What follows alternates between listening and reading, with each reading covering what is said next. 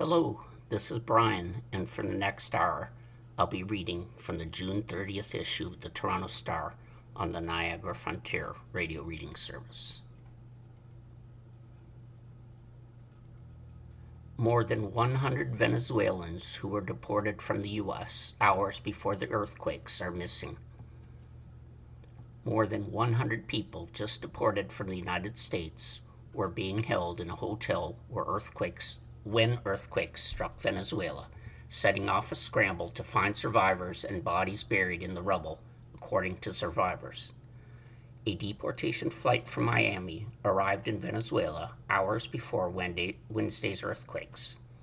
On board were 146 Venezuelans, including 19 women and 7 children, according to ICE Flight Monitor, an initiative of Human Rights First, which tracks deportation flights. They were transported to a hotel in La Guaira. Lisbeth Portillo, 58, said she escaped the rubble from the hotel with about 20 other deportees who walked the streets looking for help.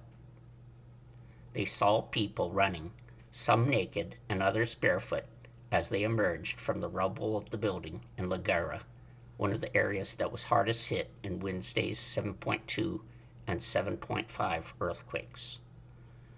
We walked about 5 kilometers and I cried and cried. There was no communication, Portillo said in a phone interview from her home in Maracaibo, Venezuela. They reached the National Guard building where they had a chance to call relatives. I was born again. God gave me a second chance, said Portillo.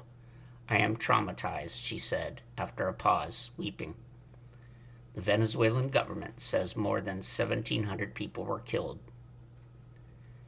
They survived the earthquake the same day they were deported from the U.S. Portillo was caught up in the Trump administration's drive for mass deportations. In May, ICE Flight Monitor tracked 288 deportation flights to 38 countries, including Burkina Faso, Cambodia, Cameroon, Chile, and the Ivory Coast. The U.S. ran 12 deportation flights to Venezuela in May, operating 3 days a week, according to ICE Flight Monitor. Deportation flights to Venezuela resumed in February 2025 after a 13-month pause. Portillo said the government took them to the Hotel Santuario La Llanada, where they underwent medical exams and got identification documents. They were told they would go home the next day. Portillo was staying in a second-floor room with 16 other women. She stepped onto a balcony to look at the sea and saw that the sky was black. It was very hot. She returned to the room, laid on a bed, and began to feel herself being shaken. I started hearing, "Papa, Papa, Papa," and I saw the women next to me start to fall, she said, describing the sounds from the earthquake. They were all screaming for help. And almost immediately, the second earthquake. I fall and end up buried and covered by a beam, but the shaking shifted everywhere where I was buried, and I was able to get out, said Portillo, who has bruises all over her body. U.S. Immigration and Customs Enforcement did not immediately respond to a request for information from the AP. A video from the Venezuelan government posted on social media showed images of the deportees being received by Venezuelan authorities upon their arrival at the Caracas airport on Wednesday. Jenny Rodriguez, 24, told the Telemundo network that she was on the flight and taken to the hotel. I was trapped under the rubble. A colleague who had been on the same flight came by. I managed to free my hand from the debris, grabbed him by the trousers, and begged for help, she said. Thanks to God and to him, I was able to get out of there. Liliana Rojas told Telemundo that she has been trying to locate her 33-year-old partner. The detention center, where he was held in El Paso, Texas, says only told that he was deported. No one is giving an answer about anything, Rojas said. Woman says she feels born again after surviving. Portillo, who crossed the U.S. border with Mexico in November 2021 and said had a pending asylum claim, couldn't remember her children's phone number. She called her husband in the United States. I said to him, "Cesar, I'm alive, help me." And my husband kept saying, "It can't be," he said. She said, "I'm alive, I made it out of the rubble. I'm alive," I told him. Her husband called their children, who picked her up and were able to reunite with their mother the following night. I was born that day, on the 24th. I was born again, said Portillo, who lived in South Florida for more than 4 years. Supreme Court upholds birthright citizenship, rejecting Trump's proposed limits. A divided Supreme Court on Tuesday upheld a broad conception of birthright citizenship, rejecting President Donald Trump's executive order declaring that children born to people who are in the United States illegally or temporarily are not American citizens. The justices relied on a long-settled understanding of the 14th Amendment, adopted after the Civil War, and more recent federal laws in ruling that anyone born in the country, with very limited exceptions, is a citizen. Citizenship then and now was the right to have rights to freely participate in our political community. The framers of the 14th Amendment extended that promise to every free-born person in this land, Chief Justice John Roberts wrote for the court, citing congressional debate over the amendment. We keep that promise today. 3 conservative justices would have allowed the restrictions to take effect. The court today takes the extraordinary step of holding facially unconstitutional the president's order excluding from citizenship the children of foreign temporary visitors and illegal aliens, Justice Clarence Thomas wrote in a 91-page dissent, more than 3 times as long as Roberts' opinion. In doing so, the court adds to the sad history of the 14th Amendment, which was designed and understood to secure equal rights for the freed blacks, but has instead been repurposed for political projects that the Reconstruction Congress did not support. The Republican president's restrictions had been blocked by several lower courts and had not taken effect anywhere in the U.S. During arguments in April, both conservative and liberal justices questioned the order's legality in a momentous case that was magnified by Trump's unprecedented attendance in the courtroom. The case framed another test of Trump's assertions of executive power that defy long-standing precedent for a court with a conservative majority and a robust view of presidential power that has largely ruled in his favor. In the notable exceptions when the court has not, Trump has responded with starkly personal criticisms of the justices. The justices ruled on Trump's appeal of a lower court ruling from New Hampshire that struck down the citizenship restrictions. The birthright citizenship order, which Trump signed on the first day of his second term, is part of his administration's broad immigration crackdown. Birthright citizenship was the first Trump immigration-related policy to reach the court for a final ruling. The justices previously struck down global tariffs Trump had imposed under an emergency powers law that had never been used that way. Trump reacted furiously to the late February tariffs decision, saying he was ashamed of the justices who ruled against him and calling them unpatriotic. He also seemed to recognize the court was likely to rule against him on birthright citizenship too, using his Truth Social platform to criticize dumb judges and justices and wealthy pregnant women from China and elsewhere who come to the U.S. to give birth so their newborns will have American citizenship. Trump's order would have upended widely held views that the 14th Amendment confers citizenship on everyone born in the U.S., excluding only the children of foreign diplomats and those born to a foreign occupying force.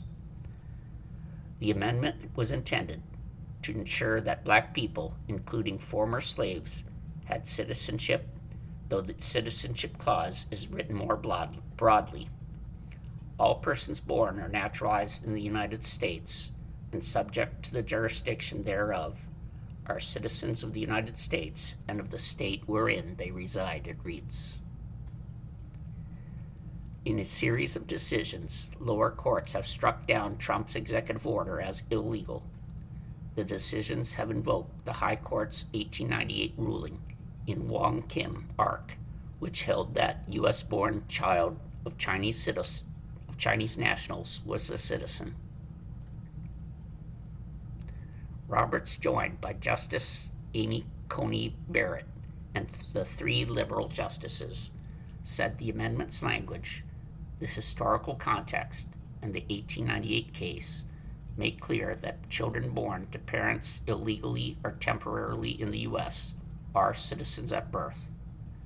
But there was only a bare majority of 5 justices on the constitutional question. Justice Brett Kavanaugh sided with the majority, but only because of a federal law that makes those children citizens. Kavanaugh joined the dissenters in finding that Trump's order does not violate the Constitution. His view would enable a future Congress to change the law to restrict birthright citizenship. The Trump administration had argued that the common view of citizenship is wrong, asserting that children of non-citizens are not subject to the jurisdiction of the United States and therefore are not entitled to citizenship.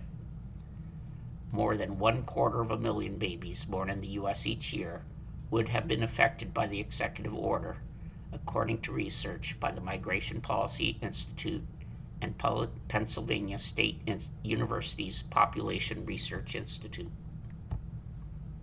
While Trump has largely focused on illegal immigration in his rhetoric and actions, the birthright citizenship restrictions also would have applied to people who are legally in the United States, including students and applicants for green cards or permanent resident status. Explosion in Monaco reportedly wounds Ukrainian tycoon with ties to Russia.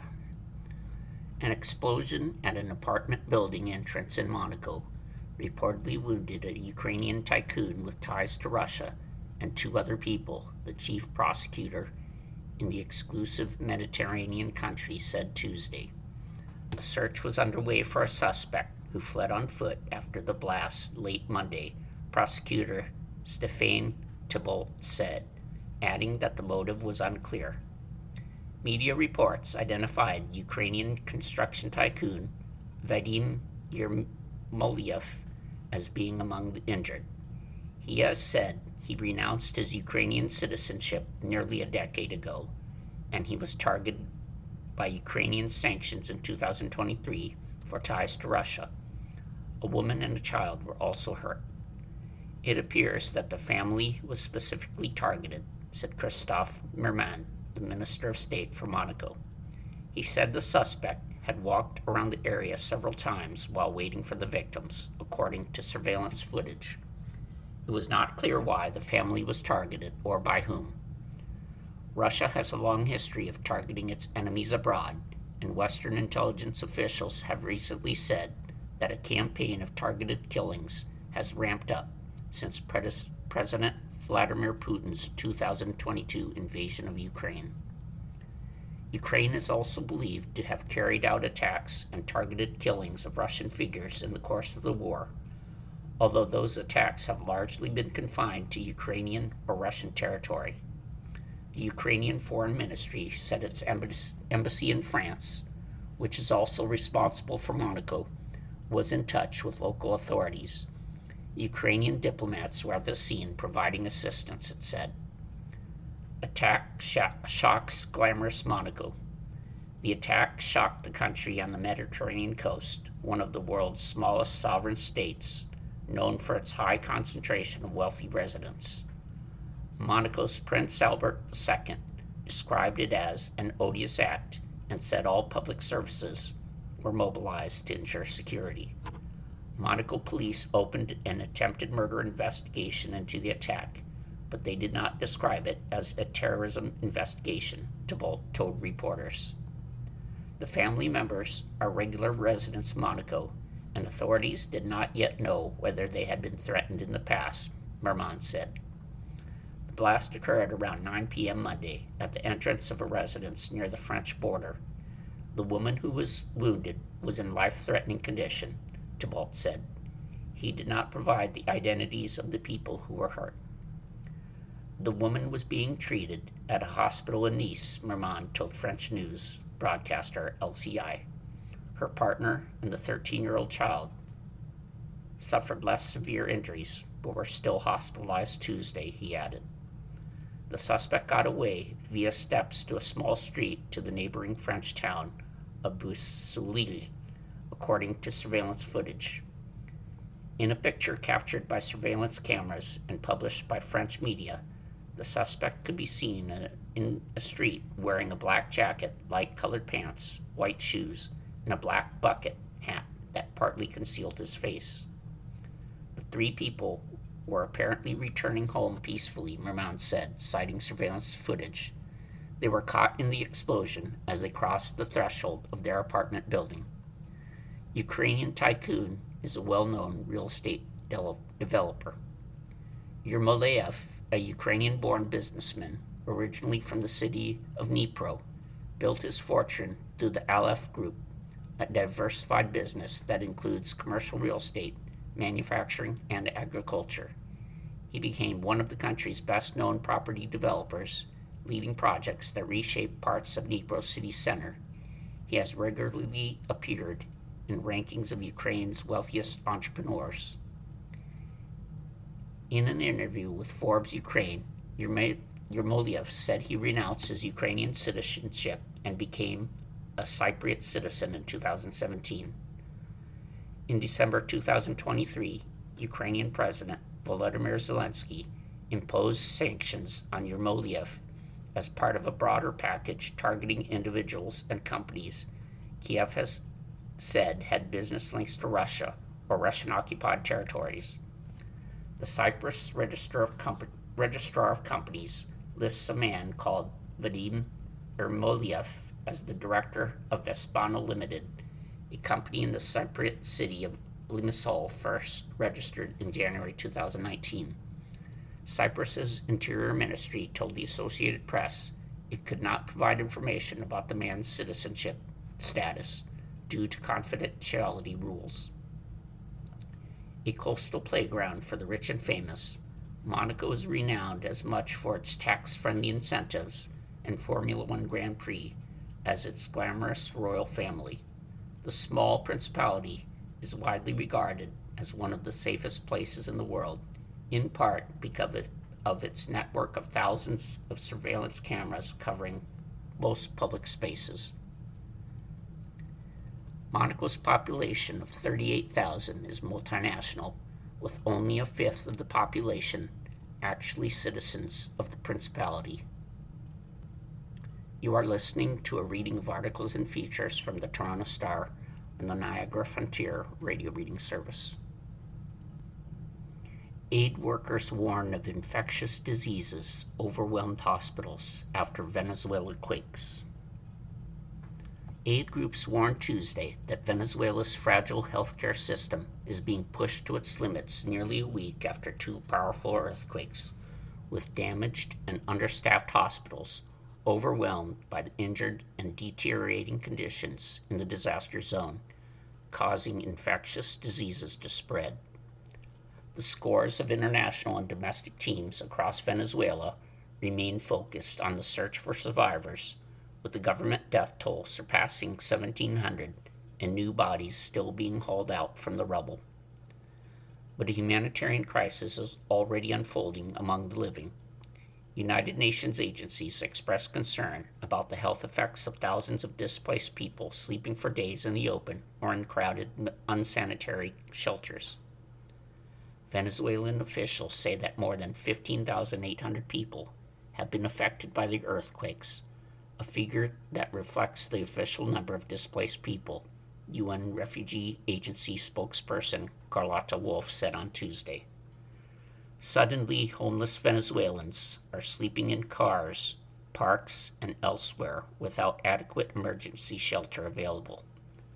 Wolf said that number would continue to rise. Many of those displaced in the hardest hit state of La Guera are suffering from widespread food shortages, she said. At a media briefing in Geneva on Tuesday, World Health Organization spokesperson Christian Lindmeier warned that displaced Venezuelans without access to toilets, showers, soap, or much nourishing food have become increasingly vulnerable to the outbreak of preventable diseases like measles, given the population's low vaccination rates. Conditions are ripe for waterborne infections like dengue, yellow fever, and malaria to spread.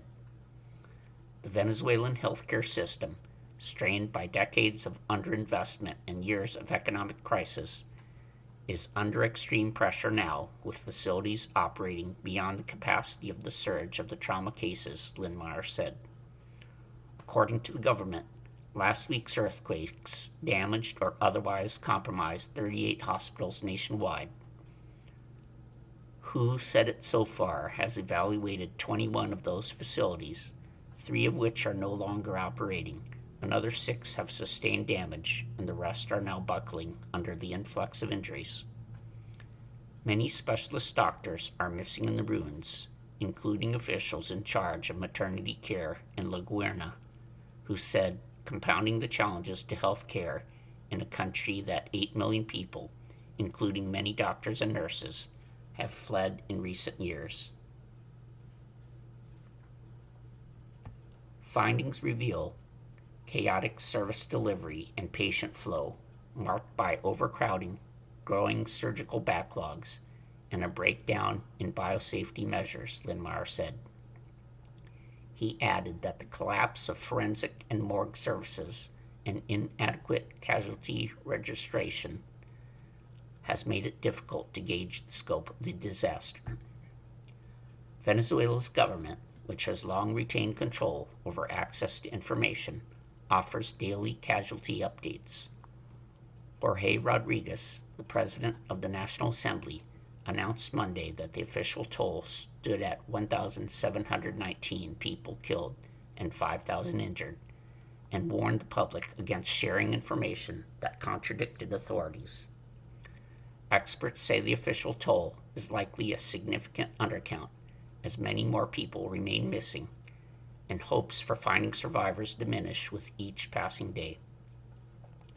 NASA estimates that nearly 59,000 buildings have been damaged or destroyed by the earthquakes, which would put the number of people affected by the quakes in the hundreds of thousands. The UN Children's Agency, UNICEF, on Tuesday, said 680,000 children are in need of humanitarian assistance nationwide.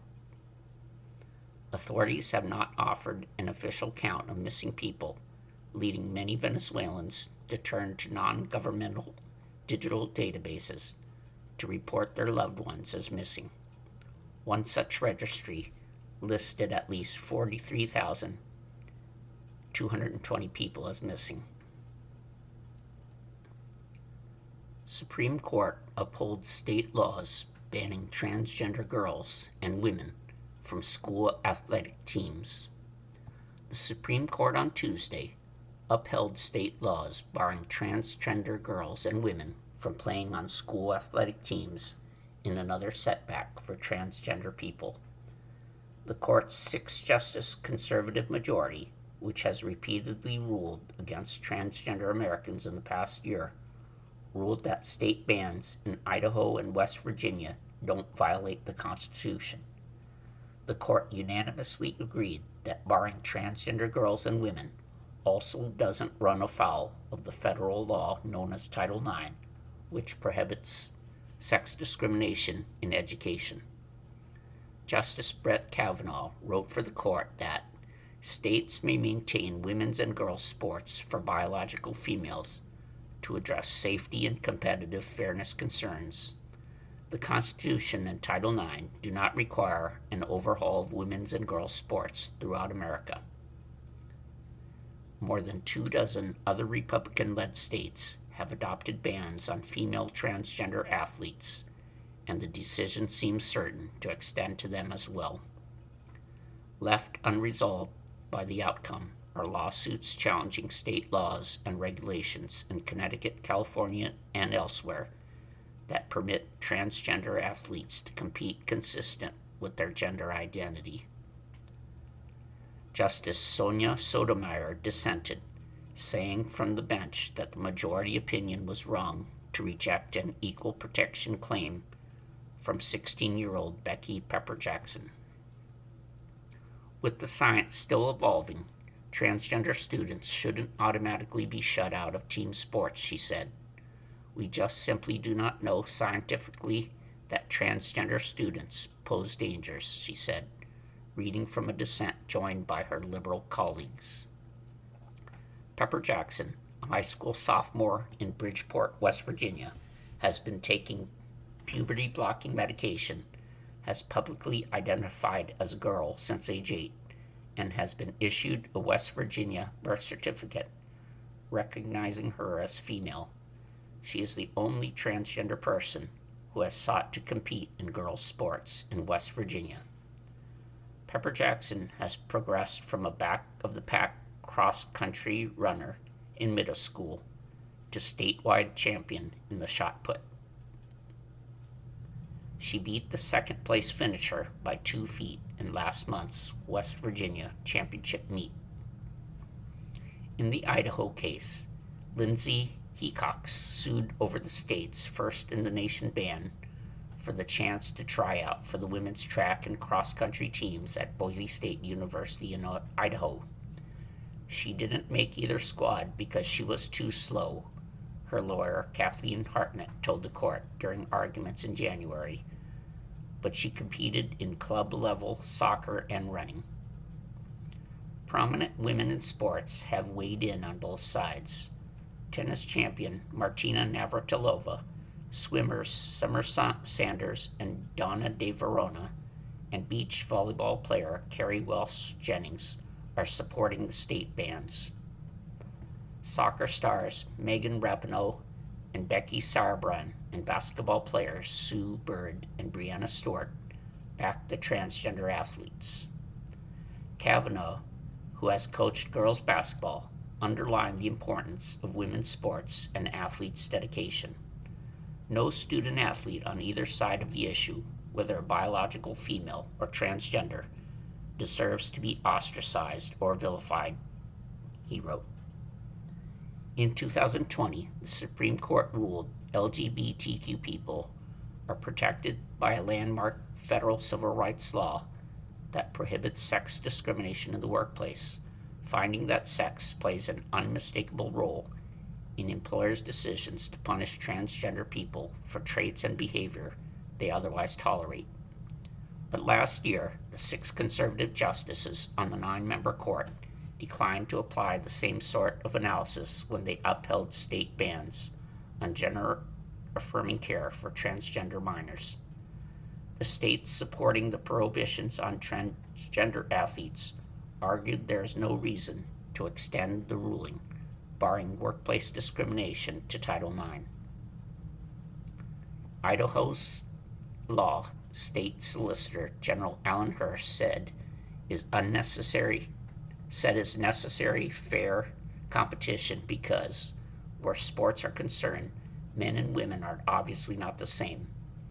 Republican President Donald Trump applauded Tuesday's decision, calling it a big win in a social media post. Lawyers for Pepper Jackson argued that such distinctions generally make sense, but that their client has none of those advantages because of the unique circumstances of her early transition. In Hecox's case, her lawyers wanted the court to dismiss the case because she had forsworn trying to play on women's teams. NCAA President Charlie Baker told Congress in 2024 that he was aware of only 10 transgender athletes out of more than 500,000 students on college teams. But despite the small numbers, the issue has taken on outsized importance. Baker's NCAA and the U.S. Olympic and Paralympic committees banned transgender women from women's sports after President Donald Trump, a Republican, signed an executive order aimed at barring their participation. The public generally is supportive of the limits. An Associated Press NORC Center for Public Affairs research poll conducted in October 2025 found that about 6 in 10 U.S. adults strongly or somewhat favored requiring transgender children and teenagers to compete only on sports teams that match the sex they were assigned at birth, not the gender they identify with, while about 2 in 10 were strongly or somewhat opposed, and about 1/4 did not have an opinion. About 2.1 million adults, or 0.8%, and 724,000 people ages 13 to 17, or 3.3%, identify as transgender in the U.S., according to the Williams Institute at the UCLA School of Law. You are listening to a reading of articles and features from the Toronto Star on the Niagara Frontier radio reading service. UK boosts military spending by $20 billion, but critics say it's not enough. Self-flying fighter jets, uncrewed submarines, and drones will be at the center of Britain's future military under a defense plan announced Tuesday that includes a $20 billion spending boost. Like other NATO countries, the UK is under pressure to increase defense spending to counter a more aggressive Russia and less reliable United States.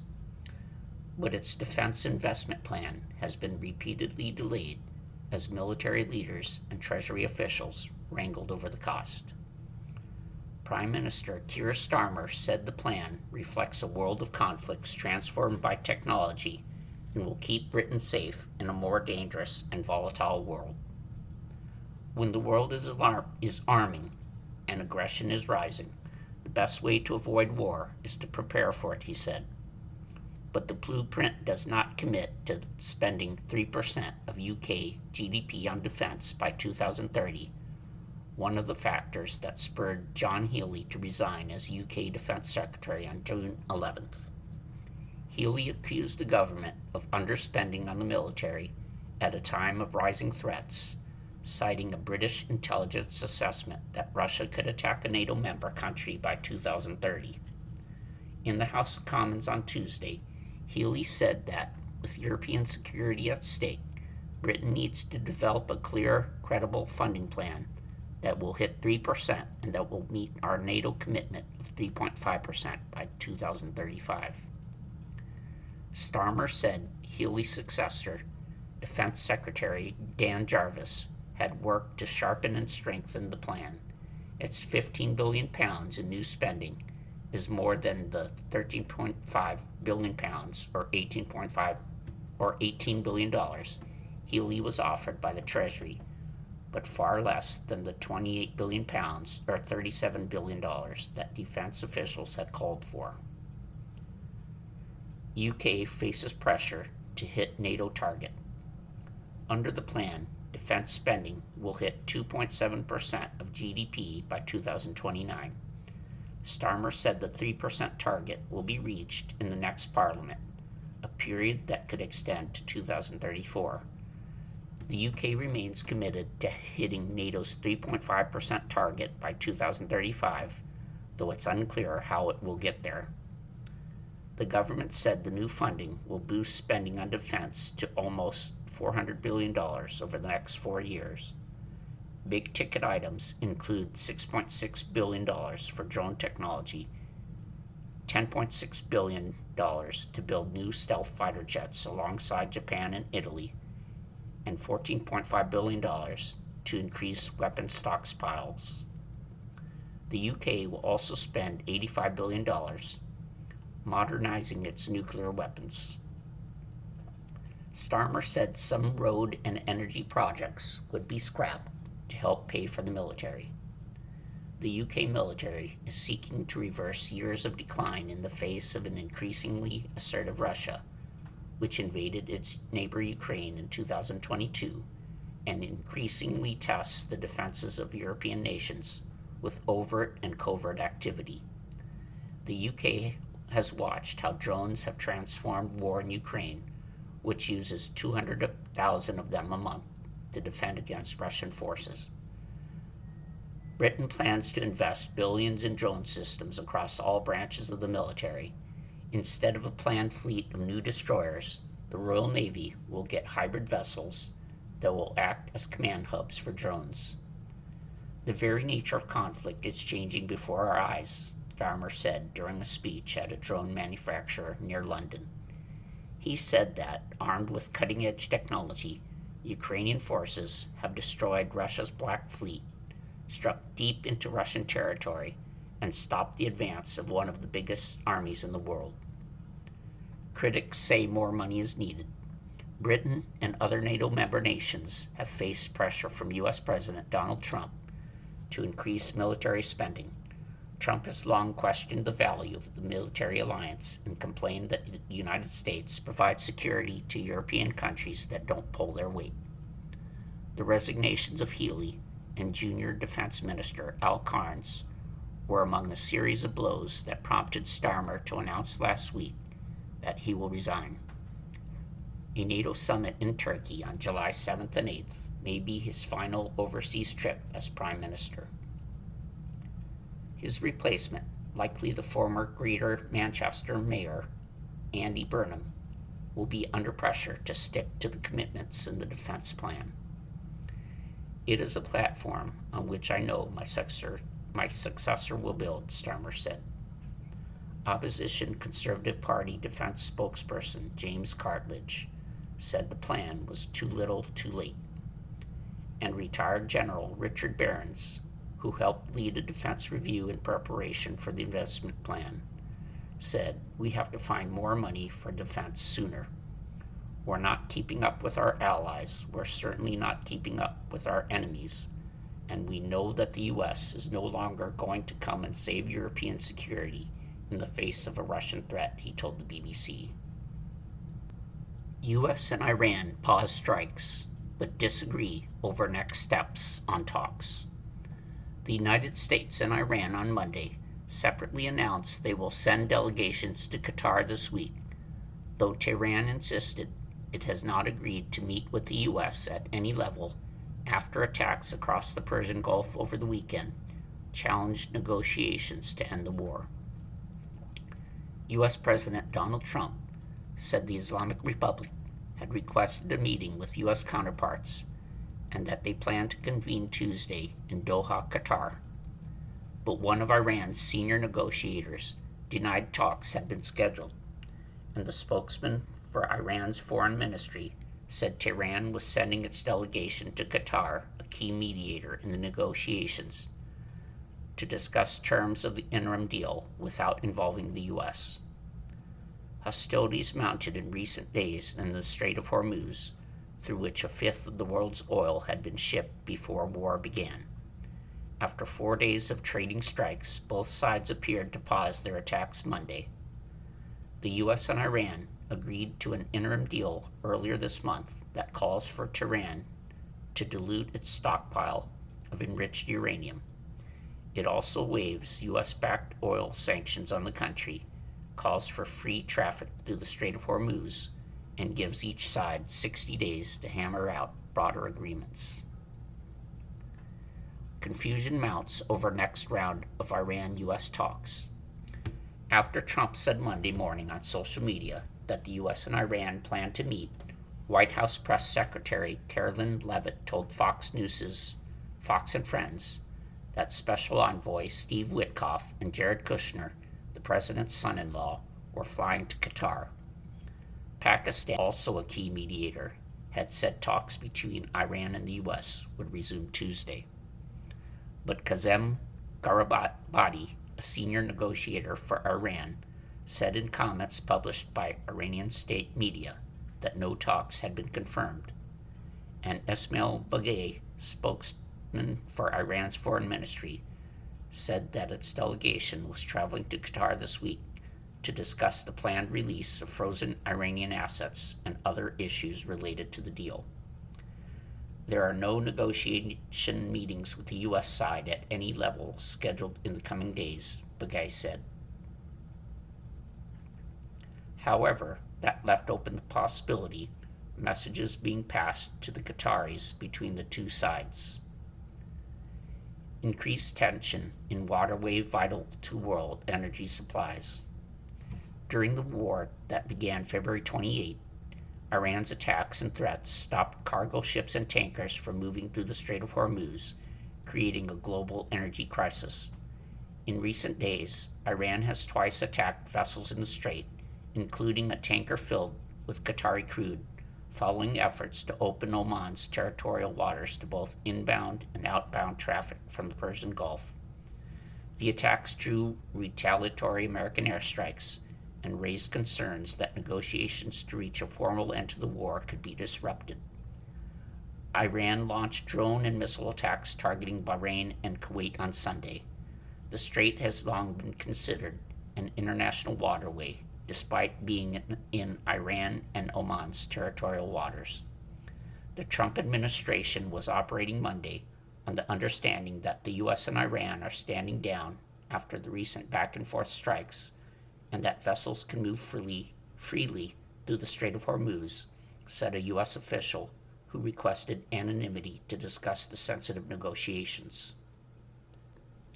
Iran's president, U.S. official, say $6 billion coming to Iran.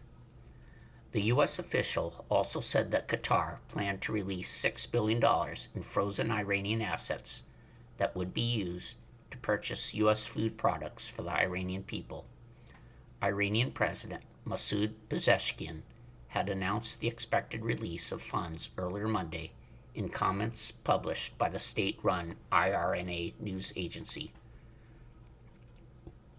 Pezeshkian, a reformist within Iran's theocracy, is the highest-ranking official within Iran to reference the release of the funds held by Qatar.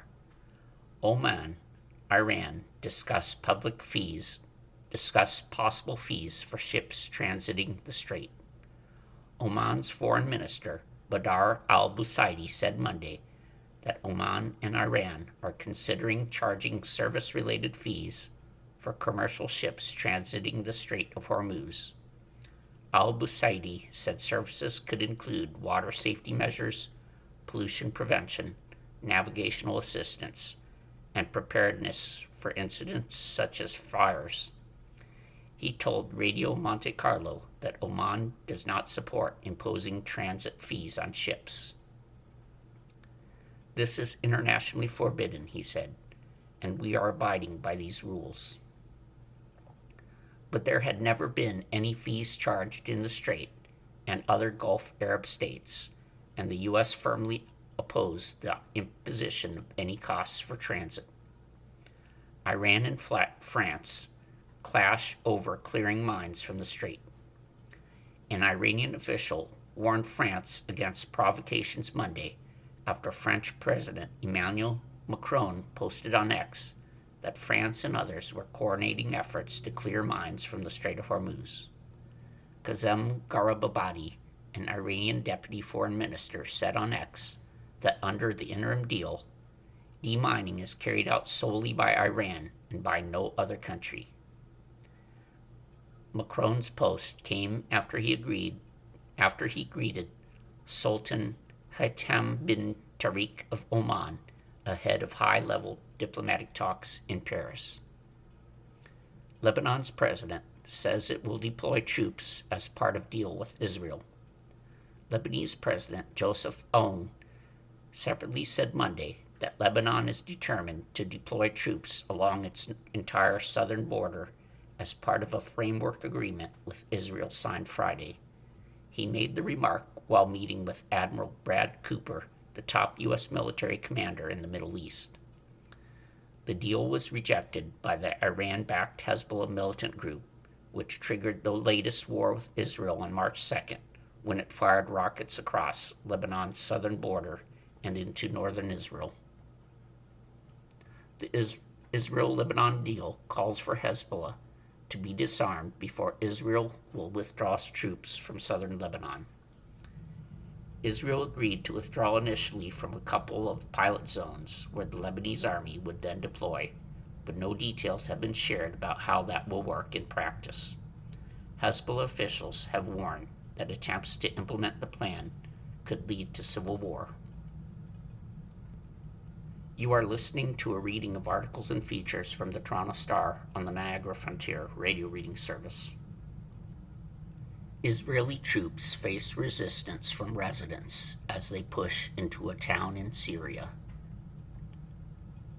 As Israeli troops and vehicles entered the town of Abdin in southern Syria, residents blocked the roads with rocks, and some young men and boys threw stones to push back the military patrol. Tensions in this part of the country created a buffer zone occupied by Israeli forces have flared into violence in recent days, leaving residents anxious that more escalation is coming. Residents of Abdin, located near a UN-patrolled buffer zone, now controlled by Israeli troops, tried to resist against a military incursion Sunday. Residents said Israeli troops fired warning shots at walls and between the angry protesters before firing artillery rounds at the village. No one was harmed in the exchange, but most residents fled, and most were still too afraid to return on Monday. Many fear that there will now be more intense incursions and raids following the skirmish. They come into the village regularly for every few days, said resident Mohammed Al-Hassan, standing not far from a group of children looking at an exploded shell. They come in armored 4x4 vehicles. They roam around the village and search some houses. They knock on doors, and if people don't answer the door, they break it down and enter the houses. Women and children start screaming. It's a terrifying thing, them coming here. Israel says it needs buffer zones to prevent attacks. Israel seized control of a UN-patrolled buffer zone in southern Syria in December 2024, following the ouster of former Syrian President Bashar Assad in an insurgent offensive. Israeli officials initially described the move as temporary to protect their borders from militant groups, but more recently, top Israeli officials have said they plan to occupy the buffer zone in Syria indefinitely. The Israeli military presence in southern Syria is part of a shift to a more aggressive strategy by Israel after the deadly October 2023 Hamas-led attacks in southern Israel. The Israeli military took over large portions of Gaza as part of a broad invasion and later seized control of chunks of Lebanon, where the Hezbollah militant group has fired missiles and drones across the border, and Syria. Israel calls these areas buffer zones and says they are needed to prevent future attacks by militant groups. There have been no cross-border attacks from Syria into Israel since Assad's ouster, except for 2 rockets from a little-known militant group. But Israel's military incursions into southwestern Syrian towns have sometimes sparked resistance by residents that has spiraled into deadly clashes. Syrian officials condemned Israeli incursions. Syria's interim president, Ahmad al-Sharaa, has called on Israel to withdraw from the area that the UN says is 91 square miles. The Syrian government also condemned the Israeli incursion and shelling in Abdin. The clashes in Abdin were the second outbreak of violence in less than 24 hours. Earlier on Sunday, the Israeli military announced that it had killed armed men in southern Syria without giving details. An Israeli military official said Monday that Israeli soldiers had killed 2 militants who were planning on attacking Israeli troops. The official, who spoke on condition of anonymity under military briefing rules, did not specify where in Syria the incident took place. The mayor of the Syrian village of Hadar said 2 unknown people driving a pickup truck just south of the village were killed in an attack and that their bodies were taken by the Israeli military. There was the sound of an explosion when it happened, Imad Hassoun told the Associated Press. They weren't far from Hadar. If they were, we would immediately know. Regarding the incident in Abdin, the Israeli official said armed militants opened fire against one of the Israeli military's strongholds, but nobody was harmed in the attack, without giving further details. Residents fear increasing instability. People in Abdin were initially hopeful that U.S. mediated talks between Israel and Syria and France, aimed at reaching a security agreement, would diffuse tensions, but the talks appear to have stalled. Fearing the unstable security situation and struggling to cope with a lack of jobs and services, many residents who have lived in these towns are leaving elsewhere. The closest government security checkpoint to Abdin is some 6 miles away, and those who choose to stay are struggling with water and electricity shortages. Sabi al-Talbai, 66, says farmers have struggled to access their yield and sources of water. We need the government to support us a little so we can remain steadfast in our villages, he said, asking for the international community to put pressure on Israel to stop its military incursions. Syrians living in that broader border area have maintained that they are not a threat to anyone and want a stable life, following over 13 years of civil war that decimated Syria. Why are they bothering us? We are living here peacefully in this border area, said Al-Hassan. Iran says this, the U.S. says that. A look at the trickiest issues in the unresolved conflict. The United States and Iran have less than 60 days to negotiate a permanent end to the war, but they still seem to be at odds over the interim deal they reached this month. It's not even clear when the two sides will meet again. The situation is sensitive and complex, a senior Iranian negotiator, Kazem Garababadi, posted Monday on X.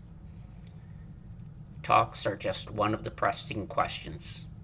Others include the Strait of Hormuz, which the U.S. says is open, while Iran insists on a measure of control. The issue led both sides to carry out days of military strikes that appeared on Monday to have ended. Here's a look at what both sides have said about key sticking points, including the ongoing fighting in Lebanon and why the conflict is still far from resolved. More talks are expected at some point. What the U.S. says. Iran has requested a meeting. It will take place tomorrow in Doha, U.S. President Donald Trump posted on social media Monday. What Iran says. There are no negotiating meetings with the U.S. side at any level scheduled in the coming days, Iranian Foreign Ministry spokesperson Ismail Baghai said Monday. What's going on? The U.S. and Iran have a roughly mid-August deadline to reach a permanent peace deal, including an agreement on Iran's disputed nuclear program. What's ahead are technical talks involving lower-level diplomats before any return to the table by top negotiators. Mediators are eager to get going. Pakistan, a key mediator along with Qatar, has said talks would resume Tuesday. White House Press Secretary Carolyn Leavitt told Fox News on Monday that envoys Steve Witkoff and Jared Kushner, Trump's son-in-law, were flying to Qatar to meet with the Iranians and that technical negotiations would occur on the sidelines. Later, Iranian state media cited Baghai as saying an expert delegation will travel to Qatar this week, but with no planned U.S. meetings. There's plenty to discuss, including arrangements around the Strait of Hormuz, sanction waivers on Iran, and the future of Iran's stockpile of highly enriched uranium. But the deal says fighting must stop before further negotiations. After the exchange of fire over the weekend, Iran on Sunday threatened a complete halt in talks. On Monday, both sides appeared to pause their attacks. Tehran may be waiting to see if that holds. The Strait of Hormuz is open for shipping, in theory. What the U.S. says, the Strait of Hormuz is open, according to the interim deal. What Iran says: Iran insists it must govern the strait. Any attempt to establish new or separate arrangements from those currently being carried out by the Islamic Republic of Iran will only lead to further complications, delay the reopening of the Strait of Hormuz, and increase the level of tension, Iranian Foreign Minister Abbas Araghchi said Sunday. What's going on? This AP explainer is a good start, but in short, Iran, during the war, discovered a powerful new source of leverage in the waterway that carried a fifth of the world's oil and gas before the conflict. The interim deal says Iran should immediately facilitate commercial shipping through the strait that lies between it and Oman. It says Iran can work with Oman and other Persian Gulf countries to administer the waterway in line with international laws, ensuring freedom of navigation. Iran says shippers must use its designated routes and coordinate with its authorities. It has objected to a new route overseen by the U.S. that runs along Oman. That sparked the fighting over the weekend.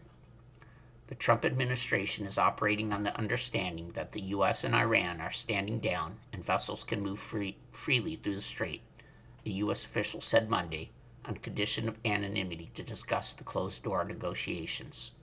Ships have begun transiting again, but traffic is still below pre-war levels.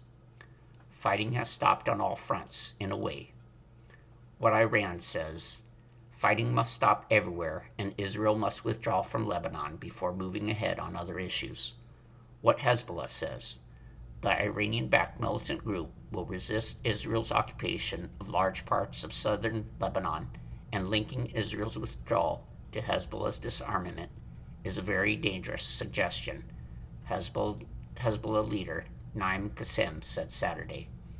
What Israel says: Israeli forces will remain in southern Lebanon until Hezbollah and the rest of the terrorist organizations are disarmed, and until no further threat to Israel is posed from Lebanon, Israeli Prime Minister Benjamin Netanyahu said.